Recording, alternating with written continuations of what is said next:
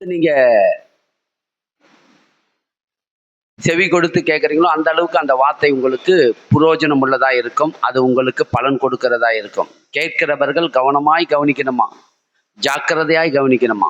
வேதம் சொல்லுகிறது ஜாக்கிரதையாய் கவனிக்கணும், கேட்கிறவங்க கவனமாய் கவனிக்கணும். கேட்டவர்கள் உணர்வில்லாத இருந்தபடினால அவங்களுக்கு புரோஜனப்படலையாம். அப்ப கேட்டவர்கள் உணர்வுக்கு உணரலைன்னா என்ன அர்த்தம்னு பார்த்தீங்கன்னா, அது கேட்கும் போது அதை கவனிக்கலைன்னா தான் உணர்வு உள்ள வராது நமக்கு. நீங்க கவனிச்சீங்கன்னா அது உணர்வு உங்களுக்கு உண்டாகும். அப்ப தேவனுடைய வார்த்தையை நம்ம கேட்கிட்டு அதை உணர்ந்து அதுல நமக்கு தேவன் நமக்கு என்ன நமக்கு சொல்லுகிறார் என்றதை நீங்க கேட்கும் போது அது உங்களை கண்டிப்பாக அது உங்களை உயர்த்தும், உங்களை மேன்மைப்படுத்தும். தேவனுடைய வசனம் உடலுக்கு ஆரோக்கியம், உள்ளே வாழ்கிற மனுஷனுக்கு ஜீவனை கொடுக்கும். அது எல்லாவற்றிலும் நம்மளை எடுத்து பயன்படுத்தும். அப்ப தேவனுடைய வார்த்தையை நீங்க கேட்க ஆயத்தமாயிருங்க. கர்த்தர் உங்களை ஆசீர்வதிப்பார். நம்ம போன வாரம் நம்ம பார்த்தோம் இல்லையா, அதாவது மறுபடியும் பிறக்க வேண்டும் என்கிற அந்த காரியத்தை நம்ம பார்க்கும்போது மறுபடியும் பிறக்க வேண்டும். எப்படி மறுபடியும் பிறக்கிறது? நிக்கோதோம் என்கிற ஒரு ஜபாலிய தலைவன் ஆண்டவராகிய இயேசுவிடத்துல ராத்திரி நேரத்துல ஆண்டவரே, உன்னோடு தேவன் இராவிட்டால் இப்படிப்பட்ட அற்புதத்தையும் அதிசயத்தையும் நீங்கள் செய்ய மாட்டீங்க, ஆனாலும் உன்னோடு கர்த்தர் இருக்கிறார் என்பதை நாங்கள் பார்க்கிறோம். அப்ப அது சொல்றாரு, நீ ஒருவன் மறுபடியும் பெறாவிட்டால் தேவனுடைய ராஜ்யத்தை காண மாட்டீர்கள் என்று இயேசு சொல்றாரு. நான் மறுபடியும் எப்படி பிறக்க முடியும் என்னும்போது அவர் சொல்றாரு, மறுபடியும் பிறக்கிறதுக்கு என்ன வழி என்பதை ஆண்டவர் சொல்றாரு. மோசேயினால் வனாந்தரத்திலே சர்ப்பம் உயர்த்தப்பட்டது போல, அந்த வெண்கல சர்ப்பம் உயர்த்தப்பட்டது போல தேவனுடைய குமாரனாகிய இயேசு கல்வாரி சிலுவிலே அவரை அப்படி உயர்த்தி வைக்கும் போது நீங்கள் அவரை நோக்கி பார்ப்பீர்கள் என்று சொன்னார். ஒரே பேரான குமாரனாகிய இயேசு கிறிஸ்துவை விசுவாசிக்கிறவன் எவனோ அவன் கெட்டு போகாமல் நித்திய ஜீவனை அடையும்படி உயர்த்தப்பட வேண்டும் என்று தேவன் இந்த வார்த்தைகளை சொல்லும் போது, அப்ப இந்த உலகத்துல நீங்கள் மறுபடியும் பிறக்க வேண்டும் என்று சொன்னால் நம்ம என்ன செய்யணும்? இயேசு கிறிஸ்துவை நோக்கி பார்க்கணும். இயேசுவை நோக்கி பார்க்காமல் இந்த உலகத்துல வேற வழி இருக்குது, வேற என்னாவது வேற வழி சொல்லுங்க, வேற ஒரு பரிகாரத்தை சொல்லுங்க, நாங்க அதை செய்யறோம், இயேசுவை மாத்திரம் நீங்க வேண்டாங்க அப்படின்னு சொன்னீங்கன்னா இல்ல. பாருங்க, இயேசுவை இல்லாம இந்த உலகத்துல நம்மளால நித்திய ஜீவனை பெறவே முடியாது. என்னை இல்லாமல் ஒருவன் என் பிதாவிடத்துல வருகிறான். இயேசுவை இல்லாமல் ஒருவனுக்கும் நித்திய ஜீவன் கிடையாதுன்ட்டார். பிதாவே சொல்லிட்டாரு, ஒருவனுக்கு நித்திய ஜீவன். இப்ப இஸ்லாமியெல்லாம் பாத்தீங்கன்னா என்ன வழியில வராங்க பார்த்தீங்கன்னா, இஸ்மவேல் வம்சத்துல வந்தவங்க தான் அவங்க எல்லாரும் இல்லையா. இஸ்மவேல் வம்சத்தை உடையவர்கள். ஆபிரகாம் என்ன பண்ணாரு? ஈசாக்க பலி கொடுக்கும்படி கொண்டு போனார். அந்த ஈசாக்குடைய பலி கொடுத்துக்கிற அந்த காரியத்தை தான் அதிகமா பிடிச்சி இன்றைக்கு இஸ்லாமியெல்லாம் இன்னைக்கு அந்த வழிபாடு தான் இன்னைக்கு நடக்கிறாங்க. பாருங்க, பஸ்கா என்கிற பண்டிகையை உண்டாக்கி அந்த பஸ்கா பண்டிகை எப்ப கொண்டாடினாங்க பார்த்தீங்கன்னா, அதிகாலையில எழுந்து நீங்க பஸ்கா பண்டிகை நீங்க கொண்டாட வேண்டும் என்று கர்த்தர் சொல்றாரு. அதிகாலையில எழுந்து வீட்டுக்கு ஒரு கிடாக்களையோ தெரிந்து கொண்டு அதை வெட்டி அதை நெருப்பிலே காய்ச்சி அதை நீங்க அதிகாலையில புசிக்க வேண்டும் என்று சொல்றாரு. அதை இன்னைக்கு என்ன பண்றாங்க? அதை தான் இன்றைக்கு எல்லாரும் இஸ்லாமியெல்லாம் அவங்க வழிபட்டு கொண்டு வராங்க. ஆனா இயேசுவை பத்தி சொன்னா, இயேசு ஒரு இறை தூதன். அவர் சாதாரண ஒரு இறை தூதன் அப்படின்றாங்க. இயேசுவை பத்தி சொன்னா அவரு ஒண்ணு இல்லைங்க, அவரு ஒரு மனுஷனுக்கு ஒப்பானவர், ஒரு இறை தூதன் அப்படின்னாங்க. பிரயோஜனமே இல்லை. அவங்க செய்கிற பரிகாரம் பார்க்க போனா, ஒருவன் தேவனுடைய ராஜ்யத்தை, ஆண்டவரே நான் தேவனுடைய ராஜ்யத்திலே பிரவேசிப்பதற்கு என்ன செய்யணும்னு சொல்லி கேட்கும் போது, நீ ரொம்ப கிட்ட வந்துட்ட, நீ ரொம்ப கிட்ட இருக்கிற, ஆனா இன்னும் உள்ள வர முடியல உன்னால அப்படின்னு சொல்லி ஆண்டவர் சொல்றாரு ஒரு இடத்துல ஒருவனை பார்த்து. அதே மாதிரி அவங்க ரொம்ப கிட்டதான் இருக்கிறாங்க, ஆனா ராஜ்யத்துக்குள்ள வர முடியல அவங்களால. ஏன் வர முடியல பார்த்தீங்கன்னா, இயேசுவை ஏத்துக்க முடியல. கிட்ட இருக்கிறாங்க. அவங்க பார்க்க போனா அவங்களுக்கு நமக்கு ரொம்ப தொலைவு கிடையாது, ரொம்ப கிட்டதான் இருக்கிறாங்க. ஒரு எல்லை கோடு இருக்குதுன்னா நம்ம இந்த ராஜ்யத்துக்குள்ள இருக்கிறோம், அவங்க இங்கதான் ரொம்ப கிட்ட வந்துட்டாங்க, ஆனா உள்ள வர முடியல அவங்களால. ஏன் வர முடியல பார்த்தீங்கன்னா, இயேசுவை மறுதலிக்கிறாங்க. அவங்க யாரை மறுதலிக்கிறாங்க? இயேசுவை மறுதலிக்கிறாங்க. இயேசு எனக்கு வேண்டாம், அவர் ஒரு இறை தூதன், அவர் எனக்கு வேண்டாம் அப்படின்னு சொல்லி இயேசுவை மறுதலிக்கிறாங்க. பாருங்க, அப்ப இயேசுவை வேணாம் என்று யாரெல்லாம் இந்த உலகத்துல மறுதலிக்கிறார்களோ, கண்டிப்பாக சொல்றேன், தேவனுடைய ராஜ்யத்தை காண முடியாது, நித்திய ஜீவனை பெற்றுக்கொள்ள முடியாது. நீங்க இஷ்டம் போல வாழலாம் அந்த பூமியில. அது இப்படி சொல்லி நீங்க என்ன பண்ணலாம் பாத்தீங்கன்னா, 40 நாள் அவங்க நோன்பு இருக்கிறாங்க. பாருங்க, பயங்கரமான ஒரு கடினமான ஒரு காரியத்தை செய்யறாங்க. பாருங்க, சொல்றாங்க, என்ன சொல்றாங்க பாத்தீங்கன்னா, எச்சம் ஒழுகவே கூடாதான். காலையில எழுந்து 3:30 மணிக்கெல்லாம் சாப்பிட்டணுமா. காலையில எழுந்து 3:30 மணிக்கு என்ன சாப்பிடுவாங்க தெரியல. அவங்க 3:30 மணிக்கெல்லாம் எழுந்து சமைச்சு கொடுத்துடணுமா. சாப்பிட்டுட்டு அதோட சாயங்காலம் 6:30 மணி வரைக்கும் எதையுமே சாப்பிடக்கூடாது, எச்ச கூட முழுங்கக்கூடாது. அப்படிப்பட்ட ஒரு பயங்கரமான ஒரு கடினமான ஒரு என்ன பண்றாங்க, உபவாசத்தை இருக்கிறாங்க பாருங்க. அப்படிப்பட்ட கடினமான உபவாசத்தை இருந்து பார்க்க போனா அவங்க கிட்டத்தட்ட அவங்களும் என்ன பண்ணாங்க, ஆபிரகாமுடைய வம்சத்துக்குரியவர்கள் தான் அவங்களும். ஆனா கிட்டத்தட்ட அவங்களும் என்ன பண்றாங்க, ஆண்டவருடைய இதுதான் இந்த மார்க்கத்தின் கிட்ட தான் வந்துட்டாங்க. ஆனா என்ன பண்ணல, இயேசுவை மட்டும் ஏற்றுக்கொள்ள மனம் இல்லை. பயங்கரமா பேசுறாங்க, இயேசுவை பத்தி பேசுறாலே தரகுருவாய் பேசுறாங்க. அவங்க என்ன பண்ண முடியும், கர்த்தரை அவங்கள ஒண்ணுமே பண்ண முடியாது, எந்த பலனும் அவங்களுக்கு கொடுக்கவே முடியாது. ஆண்டவர் சொல்றாரு, என் குமாரனை அல்லாமல் வேற ஒருவனுக்கும் ஜீவன் கிடையாது. குமாரனை ஏற்றுக்கொள்கிறவன் தான், இயேசு கிறிஸ்துவை மறுதலிக்கிறவன் அவன் எதுக்கு அந்தி கிறிஸ்துவுக்கு ஒப்பானவன் என்று வேதம் சொல்லுது. எதுக்கு ஒப்பானவர்கள் அவங்க? இயேசு கிறிஸ்துவை மறுதலிக்கிற யாவரும் அந்தி கிறிஸ்துவுக்கு ஒப்பானவர்கள் அவர்கள். அப்ப நீங்க என்னவா இருக்கணும், இயேசு கிறிஸ்துவை என்றைக்கு உள்ளத்துல ஏற்றுக்கொண்டீங்களோ, ஏற்றுக்கொண்டு உங்களுடைய பாவங்களை அறிக்கை செய்து, எப்ப நீங்க ஆண்டவரே உமக்கு விரோதமாய் நான் பாவம் செய்த என்னை ஒப்பு கொடுக்கிறேன் என்று எப்ப ஒப்பு கொடுத்து நீங்கள் அவரை நோக்கி பார்க்கிறீர்களோ, மறுபடியும் நீங்கள் பிறந்துட்டீங்க. நம்ம போன வாரம் பார்த்தோம் இல்லையா, மறுபடியும் பிறக்கிறதுக்கு ஒரு ஒரு ஒரு தகப்பனுக்கு 2 குமாரர் இருந்தார்கள். 2 குமார்ல ஒருவன் இளையவன் எனக்கு உண்டான ஆஸ்தியில என் பங்கை எனக்கு கொடு என்று கேட்கும் போது அவன் பங்கை கொடுத்து அனுப்புறாரு. 2 பேருக்கு பங்கிட்டு கொடுக்க. அவன் போய் தூர தேசத்துல போயிட்டு எல்லாவற்றையும் அழித்து போட்டான். விபச்சாரத்திலையும் வேசித்தனத்திலையும் அநேக மார்க்கமான வழியில சென்று எல்லாவற்றையும் அழித்து போட்டு, அவன் பன்றிக்கு போடுகிற தவிடாது கிடைக்கும் என்று சொல்லி அவன் அந்த இடத்துல போயிட்டு அவன் ஒட்டி கொண்டான் என்று பார்க்கிறோம். அங்கேயும் அது அவனுக்கு கிடைக்கல. கிடைக்காத பட்சத்துல அவன் என்ன பண்ணான், புத்தி தெளிந்ததான். என்ன தெளிந்ததான்? புத்தி தெளிந்து பரத்துக்கு விரோதமாகவும் என் தகப்பனுக்கு முன்பாக நான் பாவம் செய்தேன் என்று சொல்லி என்ன பண்ணானா, அறிக்கை செய்து தன்னை தாழ்த்துகிறவனா வந்தான். எந்த அளவுக்கு தாழ்த்தணுமோ அந்த அளவுக்கு தாழ்த்தினான் பாருங்க. அதை தான் ஆண்டவர் விரும்புறாரு. இன்றைக்கு நீங்க கர்த்தருடைய சமூகத்துல எப்படி நீங்க இருக்கணும்னு விரும்புறீங்க, எந்த அளவுக்கு உங்களை தாழ்த்தணுமோ அந்த அளவுக்கு நம்ம தாழ்த்த வேண்டும். அவன் என்ன சொல்றான், இனி நான் உனக்கு முன்பாக என் தகப்பனே உமக்கு முன்பாக நான் ஒரு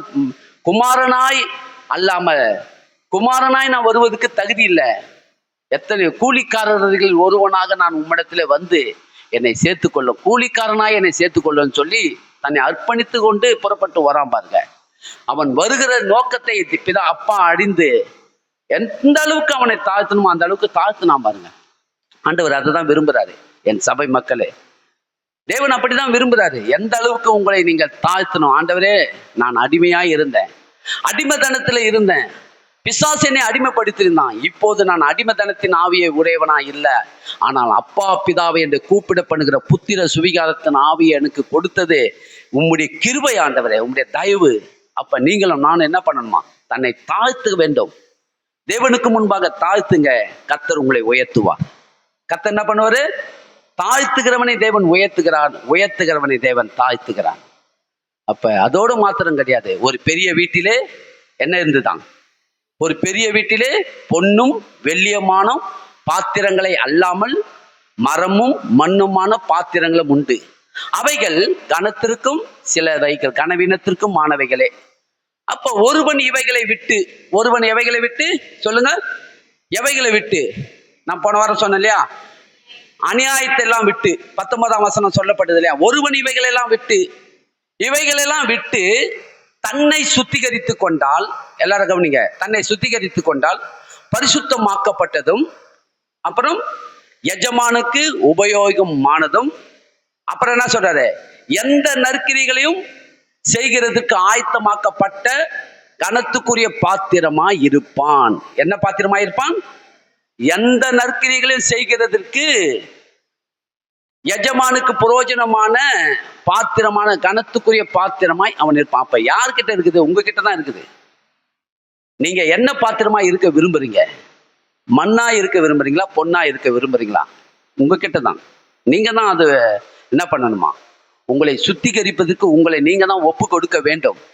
ஒப்பு கொடுத்து எதுல நீங்க நேரத்தை செலவிடணுமோ அதுல நீங்க நேரத்தை செலவிடுவீர்கள் என்று சொன்னால், கண்டிப்பாக நான் சொல்றேன், நீங்கள் கனத்துக்குரிய பாத்திரமாய் தேவன் உங்களை எந்த நற்கிரிகளுக்கும் புரோஜனம் உள்ளவர்கள் எந்த நற்கிரிகளும் செய்கிறதற்காக ஆயத்தமாக்கப்பட்ட கனத்துக்குரிய பாத்திரமாய் எடுத்து உங்களை பயன்படுத்த வேண்டும் என்று சொன்னால் நீங்க என்ன பண்ணணுமா? ஒப்பு கொடுக்க வேண்டும், நேரத்தை அதுக்கு கொடுக்க வேண்டும். உங்களை நேரத்தை கொடுத்து அதில் நீங்க என்ன பண்ணணுமா? அதனுடைய வார்த்தைகளை கொண்டு உங்களை நீங்க சுத்திகரிக்க வேண்டும். ஆண்டவரே என்னை சுத்திகரிங்க. இந்த பூமியில என்னை சுத்தம் பண்ணுவதற்கு வேற எந்த காரியத்தினாலும் முடியாது. உங்களுடைய வார்த்தை தான் என்ன பண்ண முடியுமா?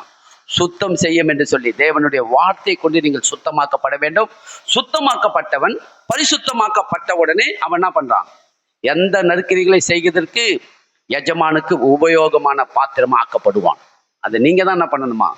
கொடுக்கணும். உங்ககிட்ட தான் இருக்குது. ஆண்டவர் என்னை கனவீனமான பாத்திரமாய் உண்டாக்கிட்டாரு, அவங்கள கனத்துக்குரிய பாத்திரமாய் உண்டாக்கி. யாருமே தேவன் என்ன பண்ணல, கனவீனம் பாத்திரமாகவும் கனமான பாத்திரமாகவும் தேவன் என்ன பண்ணல, உண்டாக்கவில்லை. ஏன்னா தெளிவா எழுதப்பட்டிருக்குது.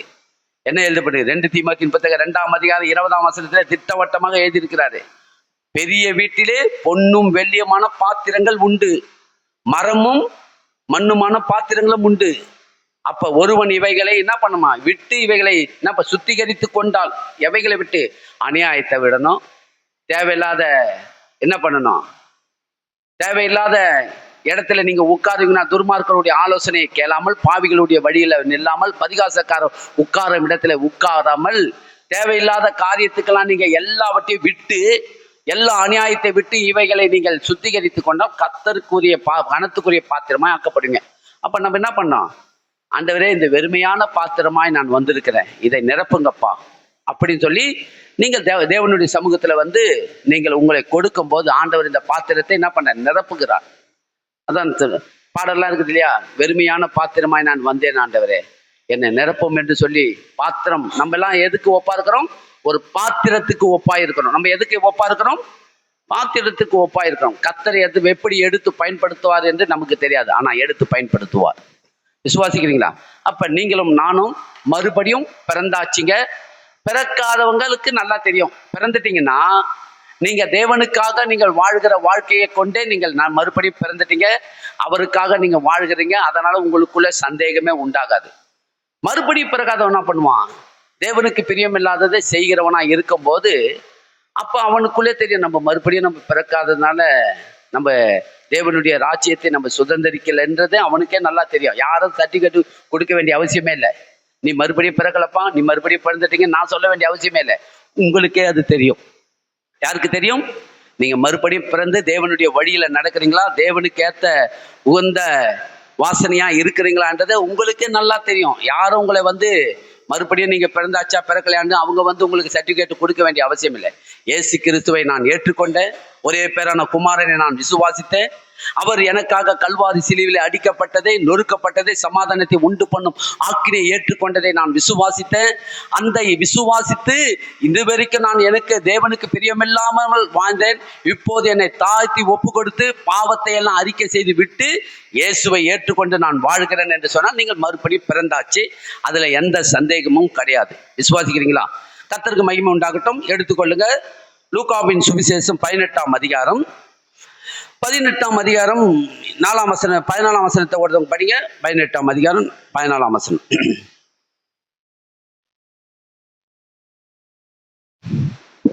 அவன் அல்ல, இவனே நீதிமானாக்கப்பட்டவனாய் தன் வீட்டுக்கு போனான் என்று உங்களுக்கு சொல்லுகிறேன்.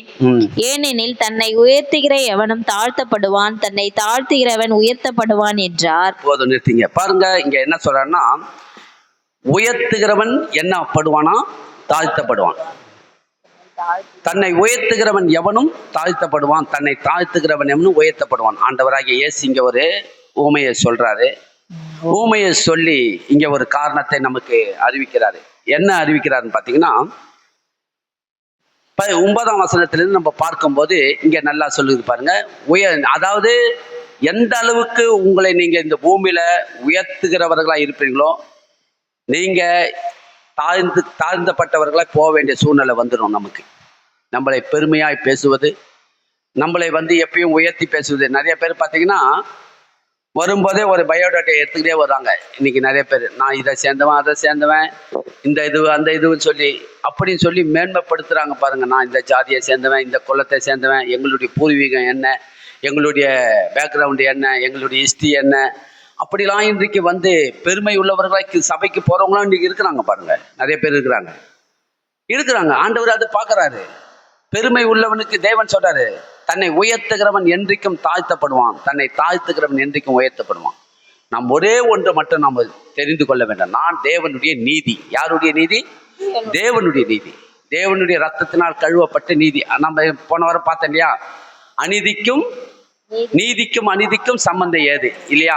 அப்ப நீதி யாரு? நம்ம தான். ஆண்டவரே சொல்றாரு, எழுதி கொடுத்துட்டாரு, நீங்கள் தேவனுடைய நீதி, அநீதி யாரு? உலகம் அநீதி. அப்ப கிறிஸ்துவர்களுக்கும் பேலியாளி மக்களுக்கும் சம்பந்தம் ஏது? இருளுக்கும் வெளிச்சத்துக்கும் இசை ஏது இல்லையா? இதெல்லாம் நம்ம பார்த்தோம். அப்ப இதெல்லாம் யாரு பார்த்தீங்கன்னா, இருள் யாரு, வெளிச்சம் யாரு? வெளிச்சம் நீங்க தான், நீதி நீங்க தான். அப்ப நம்ம எல்லாரும் தேவனுடைய நீதி என்கிற எண்ணம் உங்க உள்ளத்துல இருக்கணும். யாருடைய நீதி? நம்மளுடைய பூர்வீகத்தை பேசக்கூடாது, நம்மளுடைய பரம்பரையை குறித்து மேன்மைப்படுத்தக்கூடாது, நம்மளுடைய முன்னோர்களை குறித்து நம்ம மேன்மைப்படுத்துகிறவர்களாக இருக்கக்கூடாது. நம்ம எப்படிப்பட்டவர்களாக இருக்க வேண்டும்? நம்மளுடைய படிப்பை குறித்தோ, நம்ம படித்த படிப்பு, நம்ம வாங்கின பட்டம், இவைகளெல்லாம் நீங்க மேன்மைப்படுத்துவீர்கள் சொன்னா அதெல்லாம் தேவனுக்கு பிரியமானவைகள் அல்ல. ஆண்டவர் இங்க பாக்குறாரு, இங்க ஒரு காரியத்தை நமக்கு சொல்றாரு. ஆண்டவராக இயேசு சொல்றாரு பாருங்க. நான் நிறைய முறை இதை நான் சொல்லியிருக்கிறேன், இன்றைக்கும் இதை சொல்ல நான் ஆசைப்படுகிறேன். ரொம்ப நல்ல ஸ்டோரி இது. ஏன்னா ஆண்டவராக இயேசு இந்த இடத்துல வந்து மக்கள் மத்தியில, ஜனங்களின் மத்தியில இங்க ஒரு காரியத்தை சொல்றாரு பாருங்க.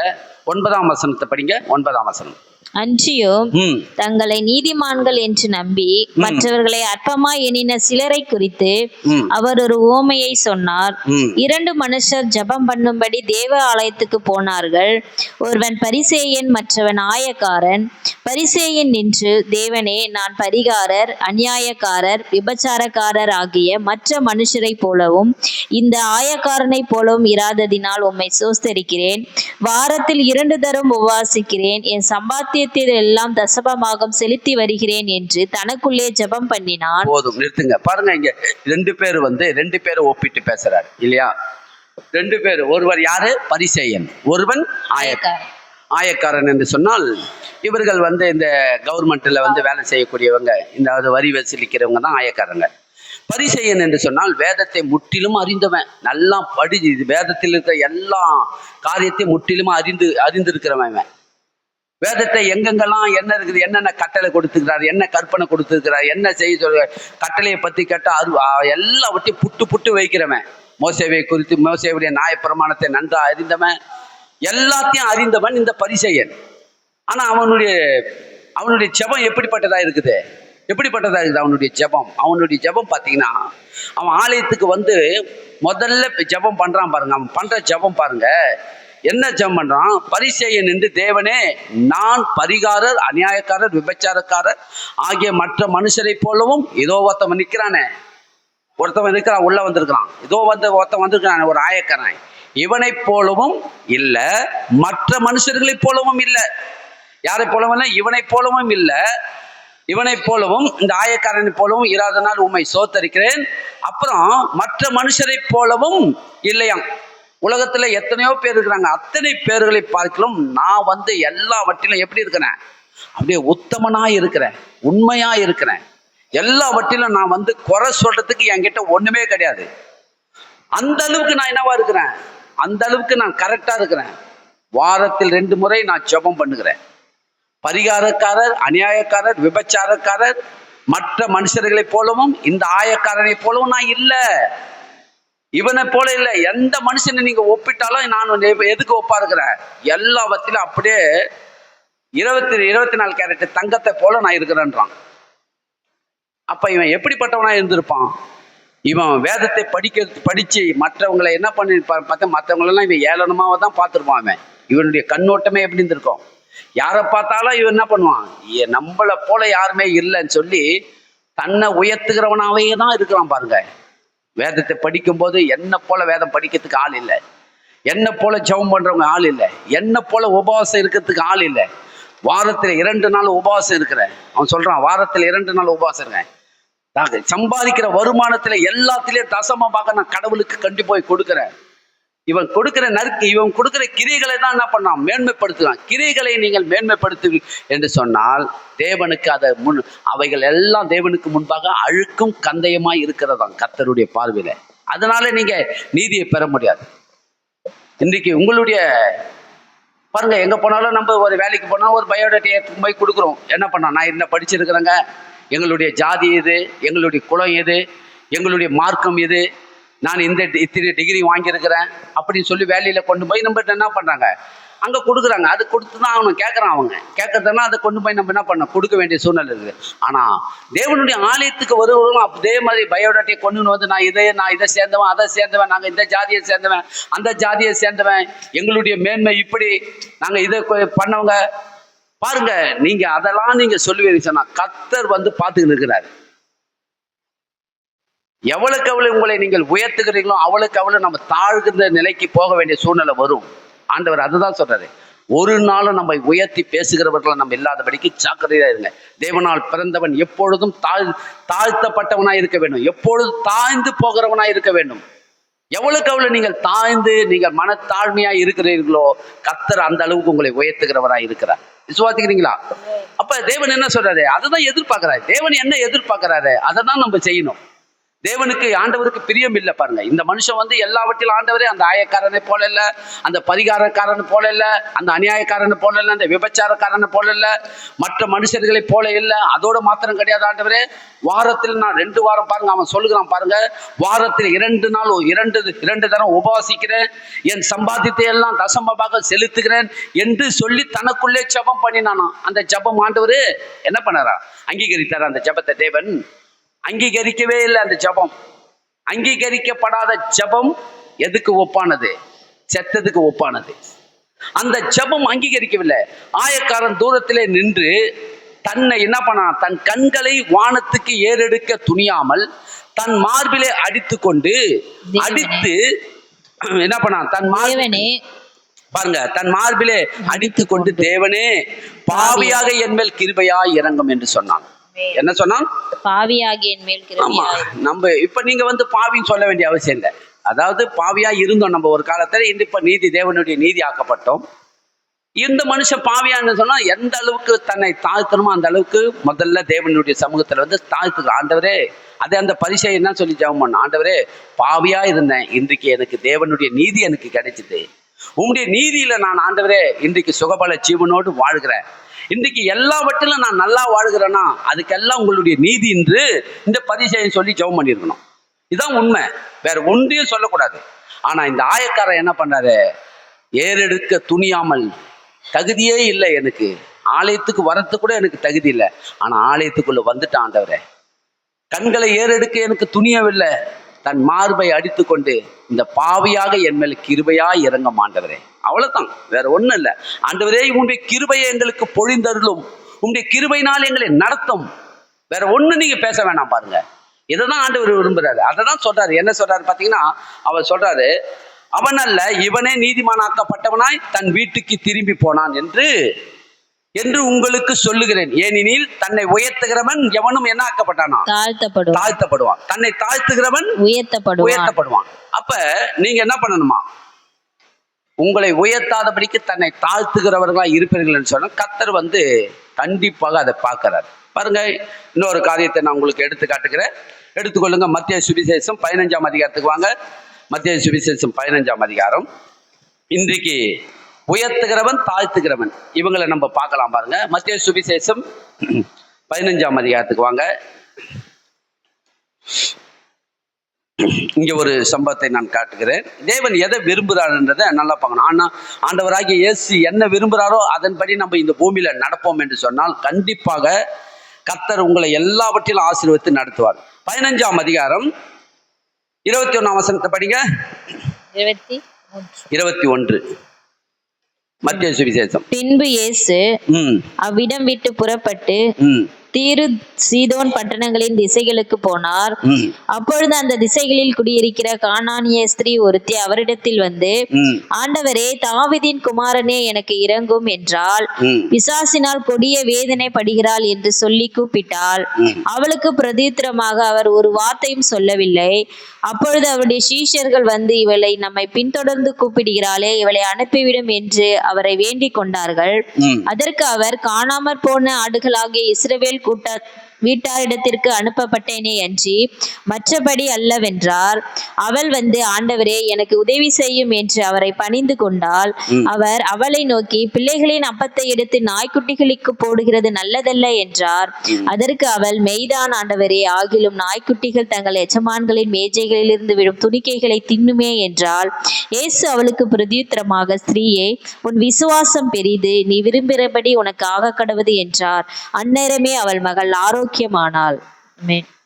ஓகே, பாருங்க என்ன நடந்தது பார்த்தீங்கன்னா, இந்த கானானிய ஸ்திரீ வந்து இயேசுவை பற்றி அதாவது கானானிய ஸ்திரீனா புறஜாதி மக்கள் வந்து நம்ம ஆண்டவர்கிட்ட வந்து நன்மை பெற்றுக்கொள்ள முடியுமா அப்படின்னு நீங்க பார்த்தீங்கன்னா, ஆண்டவர் சொல்றாரு, சுகம் யாருக்கு என்று சொன்னா என் பிள்ளைகளுக்கு தான். சந்தோஷம் யாருக்கு? என் பிள்ளைகளுக்கு. சமாதானம் யாரு? என் பிள்ளைகளுக்கு.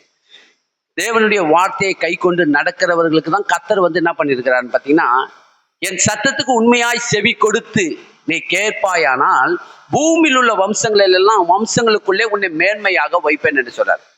உபாகம் புத்தகத்திலே திட்டவட்டமாக தேவனாகிய கர்த்தர் என்ன சொல்றாருன்னா, என் சத்தத்துக்கு உண்மையாய் செவி கொடுப்பாயானால் பூமியில் உள்ள வம்சங்களுக்கெல்லாம் உன்னை நான் மேன்மையாக வைப்பேன். வம்சத்துக்குள்ளே உன்னை மேன்மையாக வைப்பேன். உண்மையாய் செவி கொடுத்து நடப்பாயானால் நான் சொல்லப்படுகிற ஆசீர்வாதங்கள் அத்தனையும் உங்கள் மேல் வந்து பலிக்குமா. அப்ப தேவன் என்ன விரும்புகிறார் பார்த்தீங்கன்னா, ஆண்டவராகிய இயேசுவை ஏற்றுக்கொண்டு அவருடைய வார்த்தையை கேட்டு அதன்படி நடக்கிறவனுக்கு தான் தேவன் என்ன கொடுக்குறாருன்னு பார்த்தீங்கன்னா, சமாதானம், சந்தோஷம், சுகம், பலன், ஆரோக்கியம், எல்லாம் தேவனுடைய எல்லா விதமான காரியங்களையும் யாருக்கு கொடுக்குறாரு பார்த்தா அவங்களுடைய பிள்ளைகளுக்கு. யார் அவருடைய பிள்ளைகள்னா, யாரெல்லாம் அவரை ஏற்றுக்கொண்டார்களோ அத்தனை பேர்களும் அவர்களுடைய பிள்ளைகள் ஆக்கப்பட்டவர்களுக்கு தான். யாருக்கு சுகம்? உங்களுக்கு தான் சுகம். ஆசீர்வாதம் உங்களுடையது. நீங்க ஜெபம் பண்ணும்போது, ஆண்டவரே சுகம் பிள்ளைகளுடைய அப்பம் என்று சொன்னீங்களே, இப்போதே இந்த பிள்ளை மேல உங்களுடைய சுகம் இறங்கட்டும் நீங்க சொன்னீங்கன்னா அப்படியே பலிக்கும். பாருங்க, நீங்க ஜெபம் பண்ணும்போது உங்க பிள்ளைகள் வேதியா இருக்குமோ இல்ல நீங்களே வேதியா இருந்தா கூட உங்க மேல கையை வச்சு, ஆண்டவரே சுகம் பிள்ளைகளுடைய அப்பம் என்று சொன்னீங்க, உங்களுடைய சுகம் இப்போது இந்த பிள்ளைக்கு இறங்கட்டும் என்று சொன்னால் கண்டிப்பாக உடனே தேவன் என்ன பண்ண சுகத்தை அனுப்புவார். ஏன்னு சொன்னா அது உங்களுடையது. நீங்கள் தான் உடன் சுதந்திரவாளி. தேவனே எல்லாவற்றுக்கும் சுதந்திரவாளியா இருக்கிறார் ஆண்டவராகிய இயேசு. அதற்கு உடன் சுதந்திரவாளி யாருன்னா நீங்க தான். அப்ப நீங்க வந்து ஆசீர்வாதத்துக்கு நீங்க தான் சொந்தக்காரர், சமாதானத்துக்கு சொந்தக்காரர் நீங்க தான், சுகத்துக்கு சொந்தக்காரர் அவர் தான். தேவனுடைய ராஜ்யத்துக்குள்ளே பிரவேசித்தவர்கள் யாருன்னா நீங்க தான். அப்ப ஆண்டவர் யாருக்கு இயேசு திட்டவட்டமா சொல்றாங்க, எல்லாருக்கும் ஆண்டவர் கொடுக்க முடியுமா? எல்லாருக்கும் கொடுக்க முடியாது. தேவனை மறுதலிக்கிறவர் எப்படி கொடுப்பாரு? இயேசு கிறிஸ்துவை ஏற்றுக்கொள்ள மனம் இல்லாதவனுக்கு எப்படி அதை எனக்கு கொடுக்க முடியும்? நித்திய ஜீவனை எப்படி அவங்களுக்கு கொடுக்க முடியும்? சமாதானத்தை எப்படி கொடுக்க முடியும்? அதாவது நீதியின் சூரியன் வந்து நல்லோர் மேலே தீயோர் மேலே வீசுது, அதை வந்து மூடி வைக்க முடியாது. அது வந்து மறைச்சு வைக்கிற பொருள் கிடையாது. ஏன்னா எல்லாருக்கும் தேவைன்னா அதுக்கு ஆண்டவர் கொடுக்குறாரு. ஆனா கர்த்தர் இங்க சொல்றாரு, இங்க கானானிய ஸ்திரீ வந்து என்ன பண்ணாங்க பாத்தீங்கன்னா, அவங்களுடைய மகள் வந்து பிசாசு பிடியில அகப்பட்டு இருக்கிறாங்க. அவளுடைய மகள் வந்து பிசாசு பிடியில அகப்பட்டு இருக்கும் போது இந்த கானானிய ஸ்திரீ வந்து இயேசுவிடத்துல வந்து, ஆண்டவரே எனக்கு இரங்கும், தாவீதின் குமாரனே எனக்கு இரங்கும் என்று சொல்லி இயேசுவிடத்துல பேசாதீங்க, தயவு செஞ்சு பேசாதீங்க, தாவீதின் குமாரனே எனக்கு இரங்கும் என்று சொல்லி கேட்கிறாங்க அந்த அம்மா வந்து. அப்போது இயேசு என்ன பண்ணார் பார்த்தீங்கன்னா, கண்டும் காணாம போய்கினே இருக்கிறாரு. என்ன பண்ணாரு? கண்டும் காணாம போய்கினே இருக்கிறாரு. அவங்க கூப்பிடுறாங்க, தாவீதின் குமாரனே எனக்கு இரங்கும் என்று சொல்லி கேட்கிறாரு. அப்போது பேதுரு வந்து சொல்றாரு, ஆண்டவரே இந்த பெண்ணு வந்து நம்மளை தொந்தரவு பண்ணி கூப்பிட்டுக்கினே வரா, இவளுக்கு ஏதாவது பதில் சொல்லி அனுப்புங்க, இவ ஓயாமல் பின்னாடியே தொடர்ந்து வராளே, இதுக்கு நீங்க எதனா ஒன்று பதில் சொல்லுங்க. நல்லா கவனிங்க. ஏன்னு சொன்னால் தேவனுடையது என்னென்னலாம் ஆண்டவர்கிட்ட இருக்குதோ அத்தனையும் உங்களுக்கு கொடுக்க அவர் எப்போதும் என்ன இருக்கிறார்? ஆயத்தமா இருக்கிறார். ஏன்னா கர்த்தர் சொல்றாரு, உங்களை ஆசீர்வதிப்பதே என்னுடைய விருப்பமா. தேவன் சொல்றாரு, சங்கீத புத்தகம் 115 சங்கீதத்தை நீங்க படிச்சு பாருங்க. உங்களை ஆசீர்வதிப்பதே தேவனுடைய விருப்பமா இருக்கிறது. யாரெல்லாம் தேவனுக்காக ஒப்பு கொடுத்து நீங்க வாழ்றீங்களோ உங்களை ஆசீர்வதிப்பதான் அவருடைய விருப்பம். அப்ப என்னை மறுதளிக்கிறவனுக்கு யாரும் தேவன் என்ன பண்ண முடியாது? கொடுக்க முடியாது. அப்ப இந்த அம்மா வந்து விடாத தொந்தரவு பண்ணி கேட்கும் போது பேதுரு சொல்றாரு, ஆண்டவரே இந்த பெண்ணு தொடர்ந்து வந்து உங்களை வந்து தொந்தரவு பண்ணிக்கினே வரா, இதுக்கு என்ன ஒரு பதில் சொல்லி அனுப்புன்னு சொன்ன உடனே நிக்கிறாரு. நின்று என்ன வேணும்னு கேட்கிறாரு. ஆண்டவரே என்னுடைய மகள் வந்து பிசாசு பிணியினால் அகப்பட்டு அவள் ரொம்ப அவதிப்படுகிறாள், அவளை சுகமாக்குங்க, உங்களை குறித்து நான் கேள்விப்பட்டேன். மார்க்கு சுவிசேஷத்துல பாத்தீங்கன்னா 7ஆம் அதிகாரத்துல பாத்தீங்கன்னா அங்கேயே எழுதப்பட்டிருக்கு. அங்க இப்படி எழுதியிருக்கோம், உங்களை குறித்து நான் கேள்விப்பட்டு நான் வந்திருக்கிறேன். என்ன கேள்விப்பட்டிருக்காங்க? இவர் அநேக அற்புதங்களையும் அதிசயங்களையும் செய்கிறாரு, அநேக பலவித வேதிகளிலும் வேதனைகளிலும் இருக்கிற சகல பிணியாளிகளும் பிசாசை பிடித்திருந்தவர்களும் சந்திர ரோகிகளும் திமிர்வாதக்காரர்கள் யாவரையும் குணமாக்குகிறார் என்று கேள்விப்பட்டு இந்த அம்மா ஓடி வந்திருக்கிறாங்க, விசுவாசத்தோட வந்திருக்கிறாங்க. ஆண்டவரே, கேள்விப்பட்டு நான் வந்தேன், அதனால நீங்க என்ன பண்ணீங்க, என் மகளை குணமாக்குங்க என்று சொல்லி இந்த கானானிய ஸ்திரீ கேட்கறாங்க, இந்த அம்மா என் மகளை குணமாக்க. அப்ப ஆண்டவர் சொல்றாரு, சுகம் பிள்ளைகளுடைய அப்பம், பிள்ளைகளுடைய எடுத்து நான் நாய்களுக்கு கொடுக்கறது நியாயம் கிடையாதுன்றாரு. அப்ப என்ன சொல்றாரு, இந்த அம்மா இவங்க புறஜாதி மனுஷன், இவங்க ஆராதிக்கிற தெய்வம் வேற. நீங்க உங்களுக்கு ஒரு தெய்வத்தை உண்டாக்கி அதுதான் உங்களை ரட்சித்தது, அதுதான் உங்களை விடுவிக்குது சொல்லி உங்களுடைய வழிபாடுகளை நீங்க வழிபட்டு கொண்டிருக்கிற ஒரு தெய்வத்தை நீங்க வணங்குறீங்க. அதனால அங்க போறதை விட்டு என்கிட்ட ஏன் வந்தீங்கன்ற மாதிரி சொல்றாரு ஆண்டவர். நீ ஆராதிக்கிற தெய்வம் என்ன தெய்வம் அப்படின்னு சொல்லும் போது, சுகத்தை எடுத்து பிள்ளைகளுடைய சுகத்தை எடுத்து நாய்க்குட்டிகளுக்கு கொடுக்கறது நியாயம் அல்ல அப்படின்னும் போது, இந்த அம்மா என்ன பண்ணிச்சாங்க பாத்தீங்கன்னா, எந்த அளவுக்கு தன்னை தாழ்த்தணுமோ அந்த அளவுக்கு தாழ்த்த ஆரம்பிச்சுட்டாங்க பாருங்க. ஆண்டவர் அதை பார்க்கிறாரு. ஆண்டவரே, மெய்தான் ஆண்டவரே, சுகம் பிள்ளைகளுடைய அப்பத்தை எடுத்து கொடுக்க கூடாது, கரெக்டு தான். ஆனா பிள்ளைகள் உட்காந்து மேஜை மேல உட்காந்து சாப்பிடுவாங்க இல்லையா, சாப்பிடும் போது கீழே சிந்தம் இல்லையா, அந்த சிந்தத்தை யாருக்கு கொடுப்பீங்க? போடுவாங்க, நாய்க்குட்டிகளுக்கு தான் போனேன். நான் நாய்க்குட்டியா வந்திருக்கிறேன் ஆண்டவரே, நாய்க்கு சமமா வந்திருக்கிறேன். பிள்ளைங்க சாப்பிட்டு மிச்சம் இருக்குல்ல, அந்த மிச்சத்தை எனக்கு கொடுங்கன்னு கேட்கறாங்க அந்த அம்மா. எனக்கு கொடுங்க, நான் நாயா வந்திருக்கிறேன் அப்படின்னு சொல்லி எவ்வளவுக்கு எவ்வளவு தன்னை தாழ்த்தணுமோ. கவனிக்கிறீங்களா பாருங்க, ஆண்டவர் அதை தான் விரும்புறாரு. ஏன் கொடுக்கூடாதா? கொடுத்தா நான் குறைஞ்சு போயிடுவேன். நீ கொடுக்கலாம்ல, கொஞ்சம் எல்லாருக்கும் கொடுக்குறீங்க, அவங்களுக்கு சுகத்தை கொடுத்தீங்க, இவங்களுக்கு சுகத்தை கொடுத்தீங்க. நான் தான் கேள்விப்பட்டேன், அங்கே கொடுத்தீங்க. 12 வருஷமா பெரும்பாடு உள்ள ஸ்திரீ உண்மை தொட்டவனே சுகம் கிடைச்சிது, அப்படி இப்படி சொல்லி அப்படி பேசியிருக்கலாம். அதெல்லாம் எதுவுமே பேசலாம். ஆண்டவரே, பிள்ளைகள் சாப்பிட்டு மிச்சம் சிந்துகிற அந்த கீழே சிந்துகிற அந்த சாப்பாடை என்ன பண்ணுவீங்க? வெளியே கொண்டு போய் கொட்டுவீங்க. கொட்டும் போது யார் எடுத்து சாப்பிடுவாங்க? நாய்ங்க தானே சாப்பிடும். அந்த நாய்க்கு ஒப்பா நான் வந்திருக்கிறேன்னு சொல்லி தன்னை தாழ்த்துது பாருங்க. அந்த அம்மா என்ன பண்றாங்க? தன்னை தாழ்த்துறாங்க.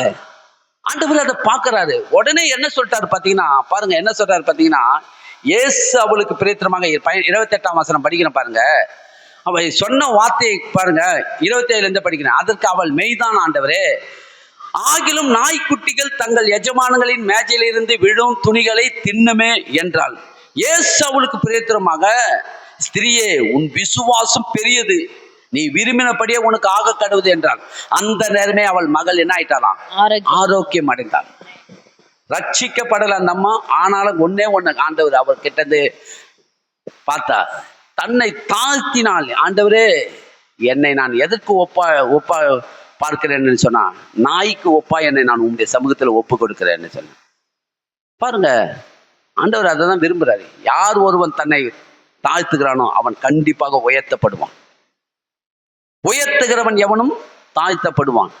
நீங்க எவ்வளவுதான் உயர நீங்கள் எழும்பினாலும் எப்படிப்பட்டவர்களா இருக்க வேண்டும்? தேவனுடைய உன்னதமான நிழலில் வாழ்கிறவர்களா இருக்கிறவர்களா எப்பொழுதும் உங்க உள்ளம் சொல்ல வேண்டும். விசுவாசிக்கிறீங்களா? இன்னொரு காரியத்தை நான் உங்களுக்கு காட்ட விரும்புகிறேன் பாருங்க. இன்னொரு காரியத்தை காட்ட விரும்புகிறேன். எடுத்துக்கொள்ளுங்க, தானியேல் புத்தகம் 4ஆம் அதிகாரத்துக்கு வாங்க. இங்க ஒரு காரியத்தை, ஒரு ராஜாவை குறித்து நான் காட்டுறேன். அந்த ராஜா எப்படிப்பட்டவனா இருந்தான் என்றதை நான் பார்க்கிறேன் பாருங்க. அந்த ராஜா என்ன ஒரு இதுவா இருந்தான்? அவன் தன்னை மேன்மைப்படுத்தும் போது அவனுக்கு கிடைச்ச பலன் என்ன? தாழ்த்தனவங்களுக்கு கிடைச்ச பலன் என்ன? தன்னை உயர்த்தவனுக்கு கிடைச்ச பலன் என்ன பார்க்கலாம். பாருங்க, 4ஆம் அதிகாரம் 1ஆம் வசனத்திலிருந்து படிங்க. 4 வசனத்தை படிங்க. முதல்ல ராஜாவாகிய நேபுகாத்நேச்சார், எல்லாரும் எடுத்துக்கொள்ளுங்க. பாருங்க, அருமையான காரியத்தை நம்ம பார்க்கலாம். ஏன்னா தேவன் இவனுக்கு ஒரு ராஜபாரத்தை கர்த்தர் கொடுத்தார் பாருங்க. பாபிலோன் தேசத்தின் ராஜாவாகிய இந்த நேபுகாத்நேச்சாருக்கு தேவன் கொடுத்த ஒரு அதாவது இந்த ராஜ்யபாரம் அவனுக்கு தானா கிடைச்சுன்னு நினைச்சிருக்கான். கர்த்தர் தான் அவனை கொண்டு பெரிய காரியத்தை செய்வதற்காக தேவன், அவன் அந்நிய மனுஷனா இருந்தாலும் அவனுக்கு எல்லா மேன்மையும் கொடுத்தது கர்த்தர் தான்.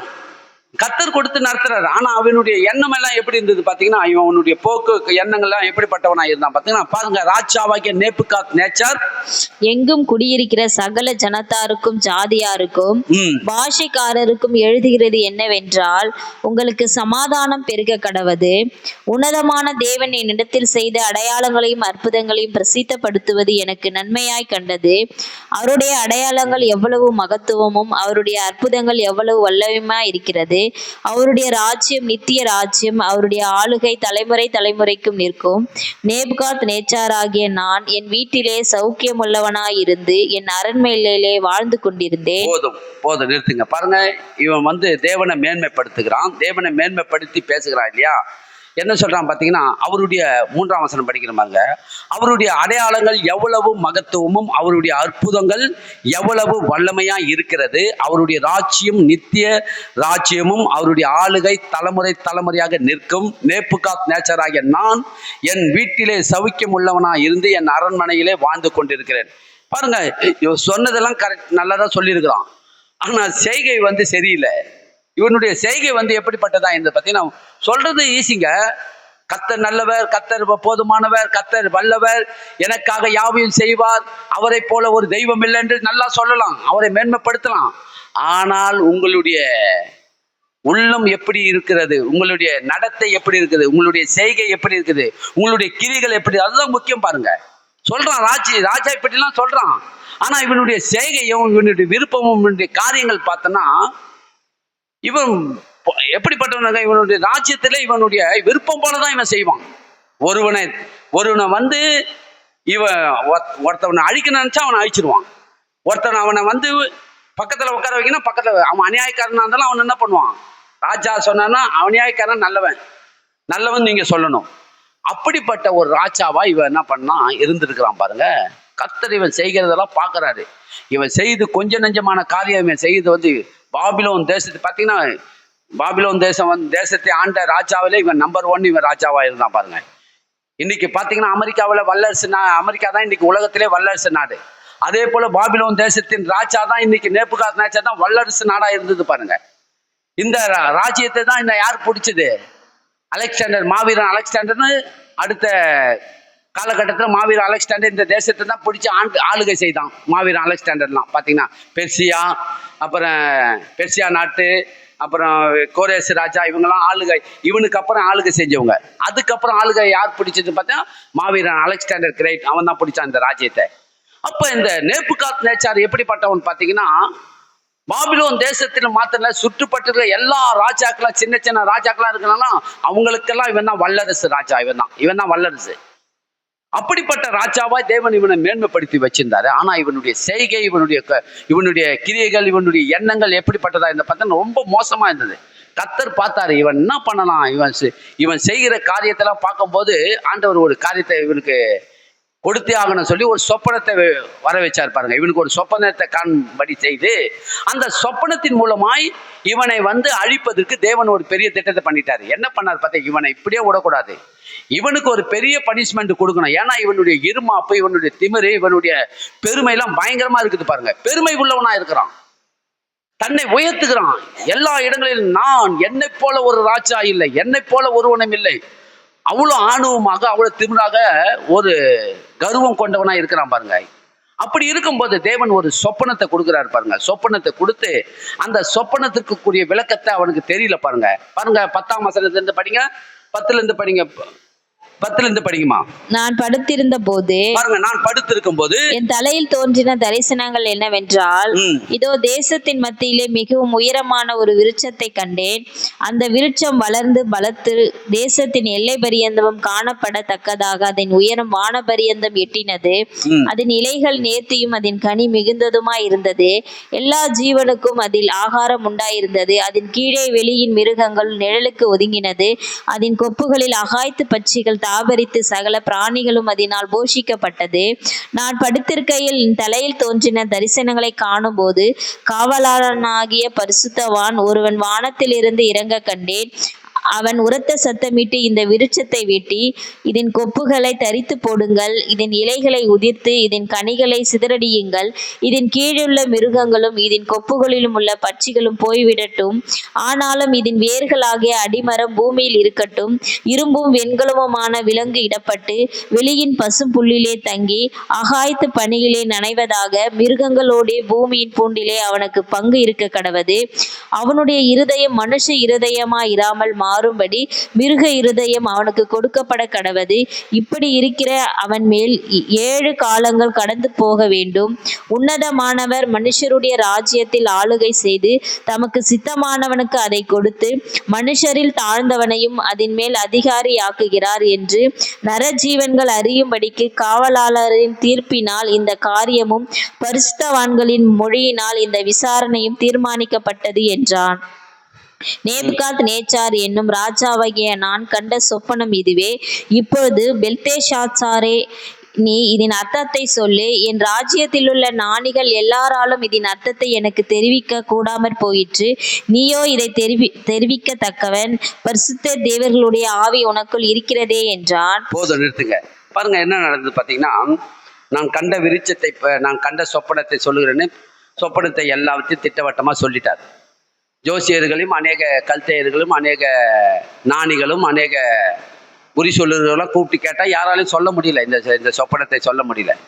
ஏற்கனவே ஒரு சொப்பனம் கண்டா அந்த சொப்பனத்தையும் சொல்ல முடியல. இந்த சொப்பனத்தையும் சொல்லுவதற்கு கூப்பிடும் போது யாராலையும் சொல்ல முடியல. பாருங்க என்ன சொப்பனம் கண்டேன்னா, நான் ஒரு தூங்கி கொண்டிருக்கும்போது ஒரு பெரிய மரம் ஒன்று வானம் பரியந்தமும் உயர்ந்து வளர்ந்திருக்க ஒரு மரத்தை கண்டேன். வானம் பரியந்தமா, என்ன பரியந்தமா? வானம் பரியந்தமா உயர்ந்திருக்க ஒரு பெரிய மரத்தை கண்டேன்.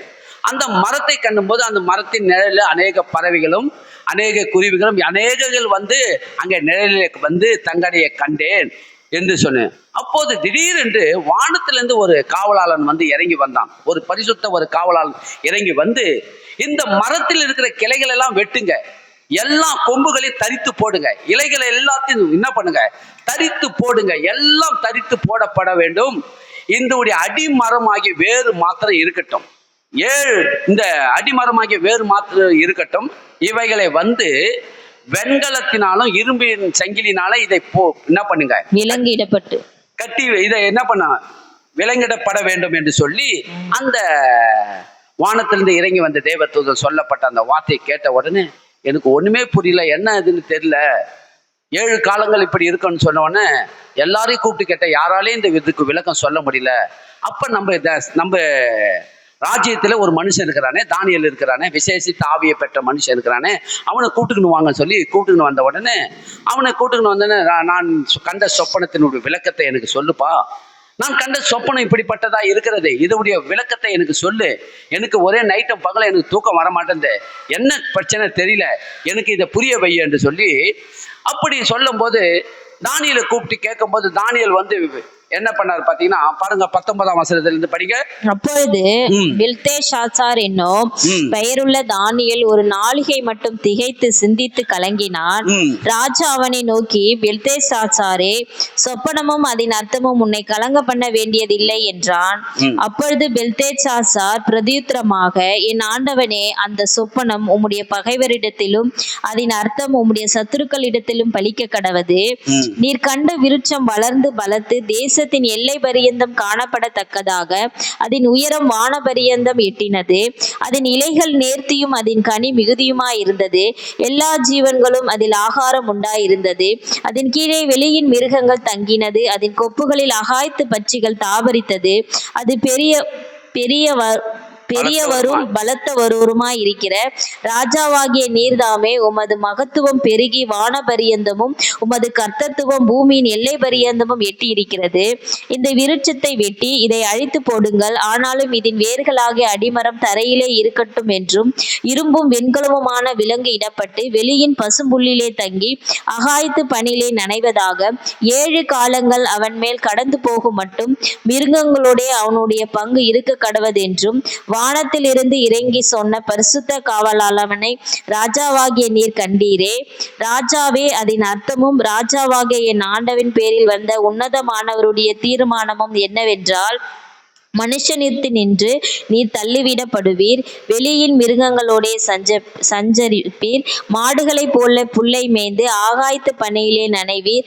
உன்னதமானவர் மனுஷருடைய ராஜ்யத்தில் ஆளுகை செய்து தமக்கு சித்தமாய் இருக்கிறவனுக்கு அதை கொடுக்கிறார் என்பதை நீர் அறிந்து கொள்ளும் மட்டும் 7 காலங்கள் உம்முடைய பேரில் கடந்து போக வேண்டும். ஆனாலும் விருட்சத்தின் வேர்களாகிய அடிமரம் தரையில் இருக்கட்டும் என்று சொல்லப்பட்டது என்னவென்றால், நீர் பரம அதிகாரத்தை அறிந்த பின் ராஜ்யம் உமக்கு நிலை நிற்கும். ஆகையால் ராஜாவே, நான் சொல்லும் ஆலோசனையை நீர் அங்கீகரித்துக் கொண்டு நீதியை செய்து உமது பாவங்களையும் சிறுமையானவர்களுக்கு இறங்கி உமது அக்கிரமங்களையும் அகற்றிவிடும். அப்பொழுது உம்முடைய வாழ்வு நீடித்திருக்கலாம் என்றான். போதும், நிறுத்துங்க. பாருங்க, இது எல்லாவற்றையும் விலக்கி எல்லாவற்றையும் திட்டவட்டமா சொல்லிட்டாப்பல. ராஜாவே, இதுக்கெல்லாம் காரணம் வேற ஒன்றும் கிடையாது. அந்த பெரிய மரம் நீதான். அந்த கிளைகள் என்று சொன்னால் உன்னை சுற்றி இருக்கிற சின்ன சின்ன ராஜாக்கள் எல்லாம் உன்னுடைய நேரில் தான் நிற்கிறாங்க.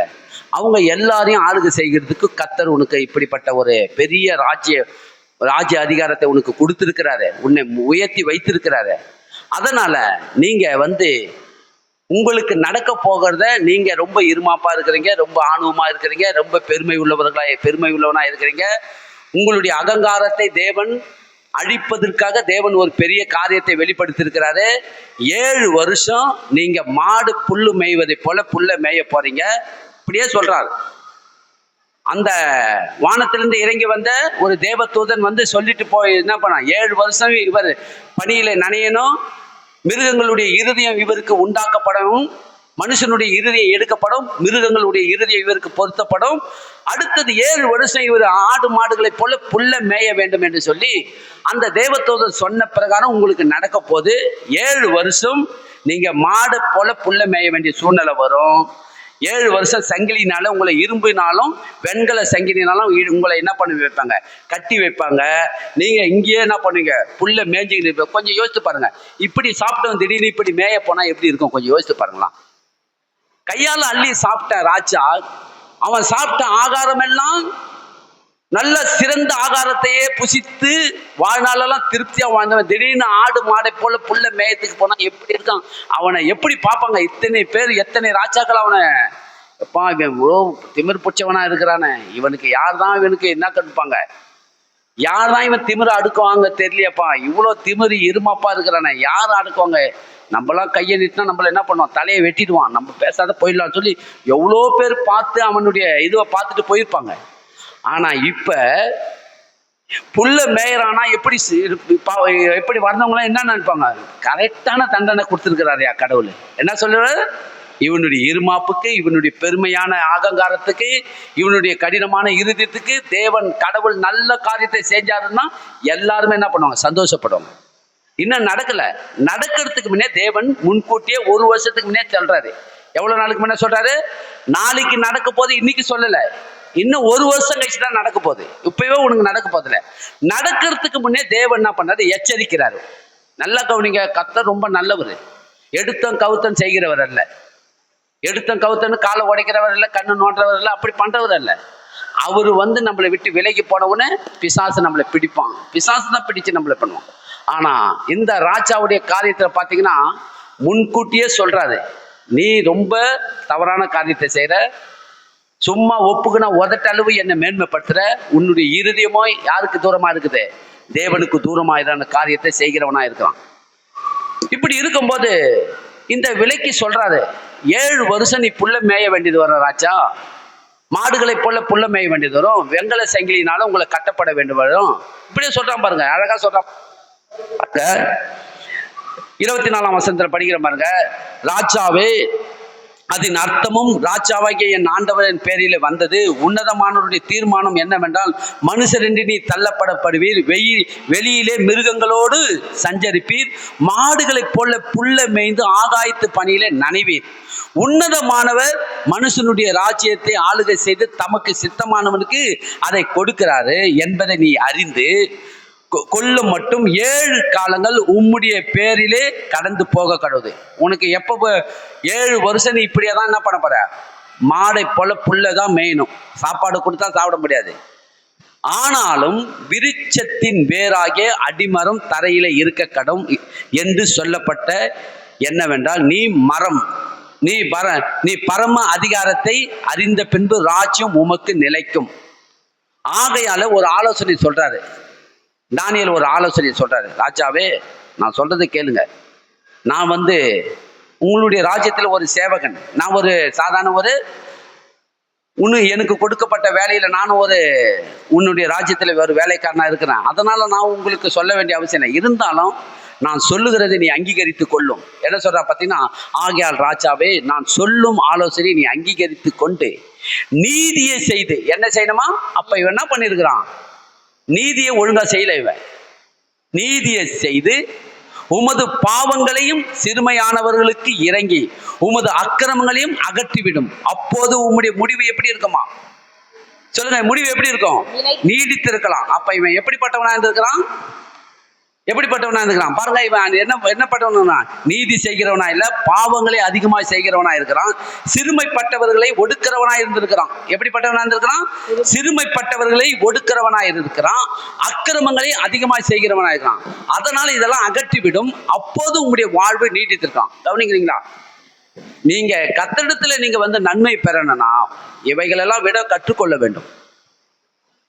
இவைகளெல்லாம் புத்தி தெரியணும். பாருங்க, நான் இதெல்லாம் விட மாட்டேன், நான் இதை விடாத கர்த்தரிடத்திலிருந்து இதெல்லாம் நான் பெற்றுக்கொள்ள வேண்டும், பெற்றுக்கொள்ள முடியாது. எதெல்லாம் அதை தான் நம்ம சொன்னது. அநியாயத்தை விட்டு ஒருவன் இவைகளை விட்டு சுத்திகரித்து கொண்டால், அதான நம்ம பார்த்தோம். ஒரு பெரிய வீட்டில நம்ம பார்த்தோம் இல்லையா?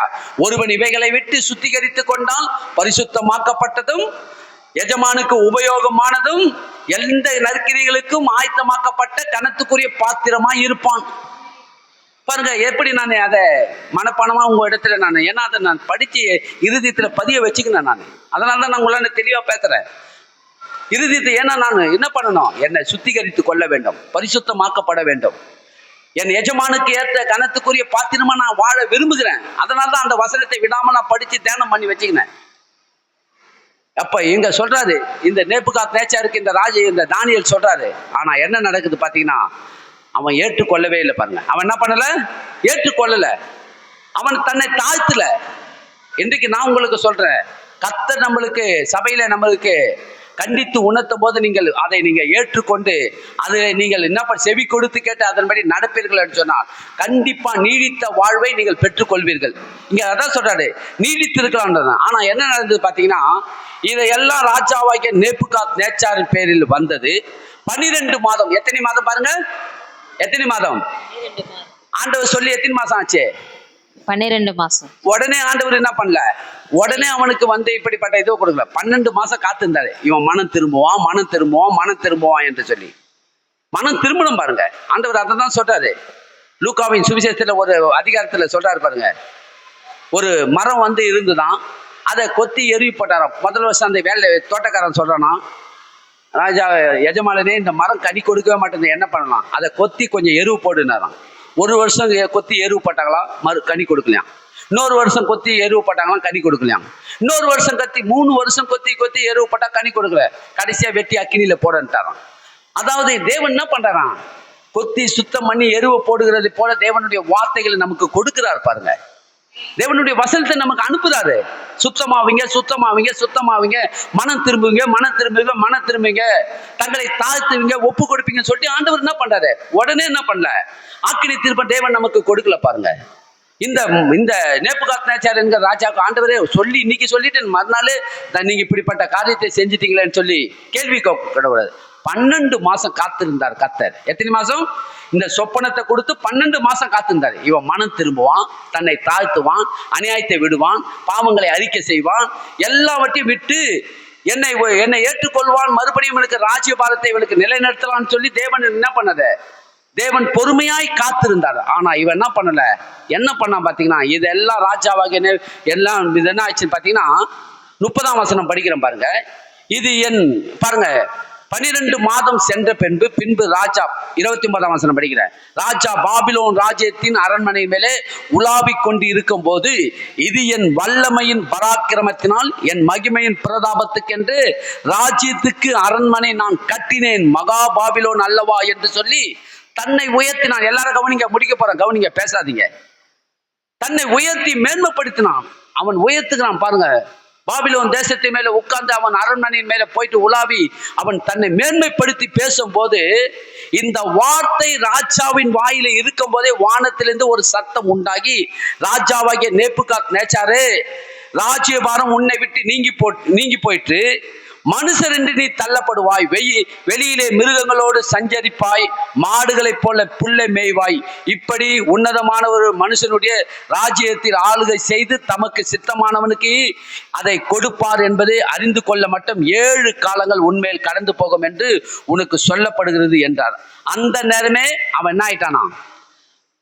அந்த நேரமே மிருகங்களுடைய இறுதியம் அவனுக்கு உண்டாயிடுச்சு. மனுஷனுடைய இறுதியம் நீங்கி போச்சு, மிருகங்களுடைய இறுதியம் அவனுக்கு உள்ளே உண்டாகி உடனே மாடை போல ஆயிட்டான், புள்ள மேயத்துக்கு போயிட்டான். அப்பவே உடனே நடந்தது. இது 12 மாசம் கழிச்சு அவன் சொன்னான் பாருங்க, நான் எனக்காக கட்டின இந்த பாபிலோன் தேசம் அல்லவா, என்னுடைய பராக்கிரமம் இதை கட்டினது, என்னுடைய சாமர்த்தியம், என்னுடைய கைபலன் இதை செய்தது என்று சொல்லி அவன் தன்னை உயர்த்தினான் பாருங்க, மேன்மைப்படுத்தினான். அந்த நேரமே வானத்திலிருந்து ஒரு சத்தம் உண்டாகி, உன்னுடைய ராஜ்யபாரம் உன்னை விட்டு நீங்கி போயிட்டது, இன்று முதல் நீ மாடை போல புல்லை மேய்வாய் என்று சொல்லி புல்ல மேய்ஞ்சான் 7 வருஷம். இப்படி அள்ளி சாப்பிட்றவன் மேயிறவனா ஆயிட்டான் பாருங்க. என்னையா இது கதையா இல்ல என்னமோ சொல்லுவாங்களே லாலி, என்ன கதை, என்னென்னமோ கதையெல்லாம் சொல்லுவாங்களே, நிறைய கதையெல்லாம் எழுதுறவங்களாம் இருக்கிறாங்களா, அந்த கதைக்கு ஒப்பானதா? இல்லை பாருங்க, இது சத்தியம், இது கதை கிடையாது, நடந்த சத்தியம். பாபிலோன் தேசத்திலே ஒரு ராஜா இருந்தான், அவன் பேர் நேபுகாத் நேச்சார். யூடியூப்ல போட்டு பாருங்க, உண்மையா இல்லையான்னு பாருங்க. இருந்தான், அவனுக்கு நடந்த சம்பவம் 7 வருஷம் அவன் மாடை போல புல்லை மேய்ந்தான். என்ன நடந்ததா? 7 வருஷம் கழிச்சு புத்தி தெளிதான். 7 வருஷம் கழிச்சு என்ன ஆச்சு? புத்தி தெளிந்தது. பாருங்க என்ன நடந்து பாத்தீங்கன்னா, கடந்த நாட்கள் சென்ற பின்பு நேபுகாத் நேச்சார், 34ஆம் வசனம் படிக்கிற பாருங்க. அந்த நாட்கள் சென்ற பின்பு நேபுகாத் நேச்சார் ஆகிய நான் என்ன பண்ணார் பார்த்தீங்கன்னா, நான் என் கண்களை வானத்துக்கு ஏறெடுத்து என் புத்தி எனக்கு திரும்பி வந்தது. அப்பொழுது நான்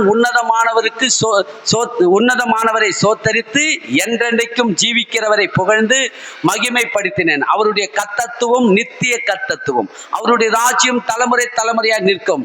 பூமியின் குடிகள் எல்லாரும் ஒன்றுமில்லை என்று எண்ணப்படுவார்கள். அவர் தமது சித்தத்தின்படி வானத்தின் சேனையும் பூமியின் குடிகளையும் நடத்துகிறார்.